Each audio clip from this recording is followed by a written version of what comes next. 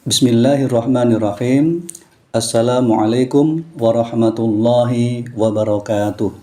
Bagaimana kabarnya adik-adik hari ini, pagi ini? Alhamdulillah, luar biasa, dahsyat. Alhamdulillah sehat semua ya. Ada yang belum sarapan? Alhamdulillah semuanya sudah sarapan. Baik, akan Bapak absen dulu ya. Siapa yang tidak hadir dan kenapa tidak hadir ya? Yang pertama, Ardi. Oh ada, alhamdulillah. Taufik. Ada, alhamdulillah. Anjay. Aris. Oh tidak hadir. Kenapa tidak hadir? Oh ada keperluan. Siap, baik. Kemudian siapa lagi ini? Nur. Terus siapa lagi yang belum disebut? Oh ya, Win. Hadir semua ya. Tadi yang hadir siapa? Yang nggak hadir Aris. Baik anak-anak, kita akan mempelajari tentang ilmu balaghah ya. Yang pagi ini kita akan membahas tentang ilmu ma'ani dan ilmu khabari. Ada yang sudah tahu apa itu ilmu ma'ani dan ilmu khabari? Baik, kalau belum tahu kita akan pelajari bersama-sama ya pagi ini. Tolong kita sama-sama perhatikan agar apa yang Bapak sampaikan bisa difahami dengan baik ya. Nah, anak-anak sekalian, kita tahu bahwa ilmu balaghah itu salah satu cabang penting ya dalam bahasa Arab, itu yang berperan dalam memahami keindahan dan kedalaman makna yang terkandung di dalam Al-Quran. Bagian utama dari ilmu balaghah itu adalah mempelajari cara penyusunan kalimat agar sesuai dengan situasi dan tujuan pembicaraan. Nah, kemudian pengertian ilmu ma'ani, silahkan ditulis kalau mau ditulis ya, karena ilmu itu diikat dengan catatan ya, dengan tulisan. Kalau dengan mendengar saja biasanya cepat lupa. Kata ma'ani itu adalah bentuk jamak dari kata makna. Berarti apa? Maksud atau arti. Kemudian ilmu ma'ani itu juga ada tujuannya untuk apa dipelajari. Ada beberapa tujuannya. Yang pertama yaitu menyampaikan makna secara tepat sesuai dengan konteks. Yang kedua itu untuk menghindari kesalahpahaman dalam komunikasi. Yang ketiga, meningkatkan kefasihan dalam berbicara maupun menulis. Kemudian yang keempat, itu memahami keindahan bahasa dalam Al-Quran dan hadis secara lebih mendalam. Jadi ada berapa anak-anak tadi tujuan mempelajari ilmu ma'ani? Oh iya betul, ada 4. Kemudian tadi di awal Bapak sampaikan ada ilmu ma'ani dan ada kalam khabari. Baik, kita akan bahas juga tentang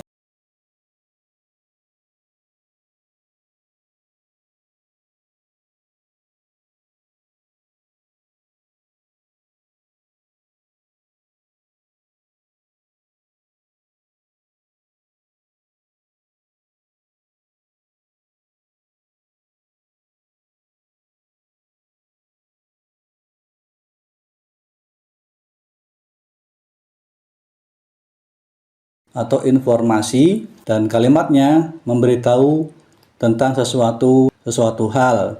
Contohnya seperti Muhammad fil madrasah. Muhammad berada di sekolah. Nah, ini adalah informasi bahwa Muhammad berada di sekolah, mengandung berita atau mengandung informasi. Kemudian yang kedua, dapat dinilai benar atau salah. Jika faktanya sesuai itu benar, dan jika tidak berarti salah. Yang ketiga, cirinya kalam khabari itu adalah tidak mengandung perintah atau larangan berbeda dengan kalimat perintah atau amr atau larangan atau nahi.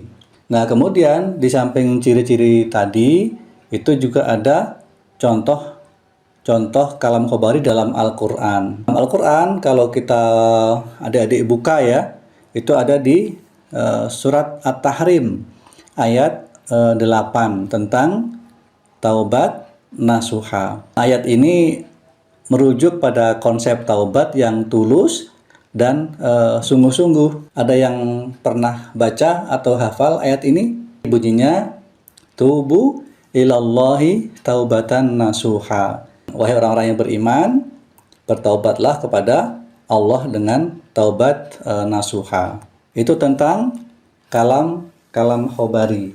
Nah, kemudian juga ada kalam insai. Kalam insai itu kalau kita baca-baca, itu adalah kalimat atau sesuatu yang tidak mengandung dengan benar, atau tidak, pengertian kalam insai yaitu kalimat atau sesuatu yang tidak mengandung, yang tidak bisa disifati maksudnya ya, dengan benar, atau tidak benar karena ia hanya berkaitan dengan terjadinya suatu perbuatan atau terjadinya gitu ya. Kalam insai ini itu juga dibagi menjadi dua macam. Yang pertama itu kalam insai tolabi, dan yang kedua adalah kalam insai ghair tolabi. Apa itu?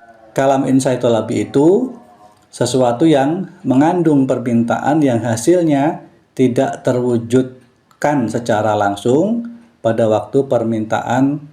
Kalam insai tolabi berbentuk perintah, berbentuk larangan, pertanyaan, pengharapan, dan panggilan.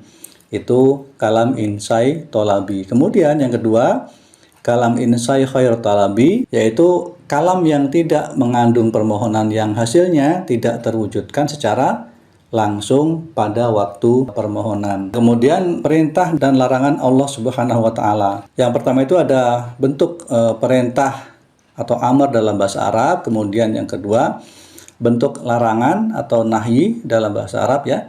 Dan yang ketiga adalah contoh ayat Al-Quran yang menunjukkan perintah dan larangan.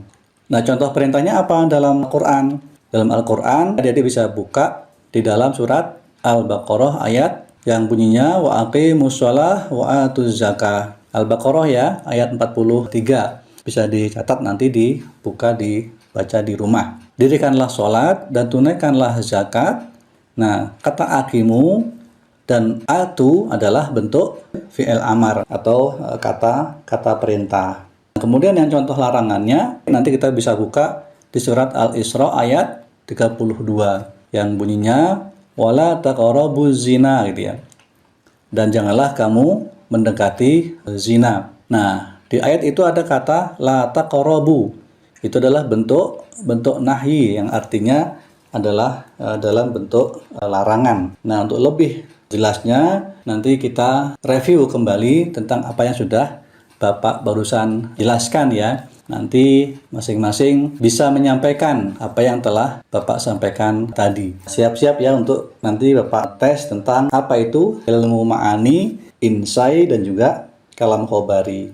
Nah, jadi gimana adik-adik kesimpulannya dari apa yang Bapak sampaikan? Baik, mari kita simpulkan bersama-sama bahwa ilmu ma'ani itu adalah cabang atau ilmu balaghah yang mempelajari susunan kalimat bahasa Arab sesuai dengan situasi dan tujuan pembicaraan agar maknanya difahami dengan tepat.